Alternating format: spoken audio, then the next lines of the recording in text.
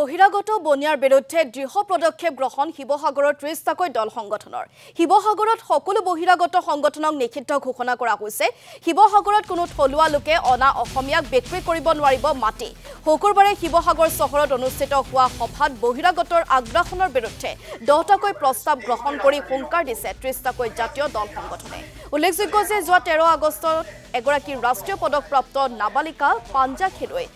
দুজন বহিৰাগতই শাৰীৰিক আক্ৰমণৰ বলি হোৱাতে সিদ্ধান্ত গ্ৰহণ কৰে দল সংগঠনসমূহে উল্লেখযোগ্য যে 14 আগষ্টৰ পৰা শিৱসাগৰৰ বিভিন্ন দল সংগঠনে খেলুৱৈগৰাকীক কৰা আক্ৰমণৰ বিৰুদ্ধে প্ৰতিবাদ সাব্যস্ত কৰাৰ পাছত মূল অভিযুক্ত অৰুণ লাহতি আৰু মনীষ পোদ্দাৰক গ্ৰেপ্তাৰ কৰি জেল হাজতলৈ প্ৰেৰণ কৰিছে আনহাতে আগন্তুক 24 ঘণ্টাৰ ভিতৰত শুকুৰবাৰৰ সভাত উপস্থিত নথকা বহিৰাগত ব্যৱসায়ীসকলে যদি ৰাজহুৱা ক্ষমা নোখোজে তেন্তে বহিৰাগতৰ সকলো ব্যৱসায়িক প্ৰতিষ্ঠান বন্ধ কৰা হ'ব বুলি হুংকাৰ দিয়ে দল সংগঠনে শিৱসাগৰে আচলতে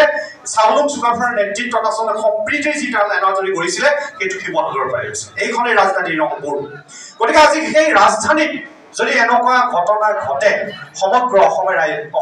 সমগ্ৰ ভাৰতবৰ্ষই লাজ পাব আৰু আজি লাজ পোৱা ঘটনা ঘটিছে সেইকাৰণে মই আজি কৈছো খুব গভীৰে কৈছো অসমীয়া আচলতে নিজৰ বুলি আপোন বুলি ভবা নাই সেইকাৰণে এই ঘটনাটো হৈছে কাৰণ আপোনালোকে ভাবি চাওক এই অকণমানি ছোৱালীজনী এজন প্ৰাপ্তবয়স্ক বুঢ়া মানুহ আদৰীয়া মানুহে কেনেকে হাত তুলিলে নিজৰ ছোৱালী নিচিনা নহয় নেকি তেওঁলোকৰ ঘৰত মহিলা নাই নেকি নিজৰ ছোৱালী নাই নেকি নিজৰ মা নাই নেকি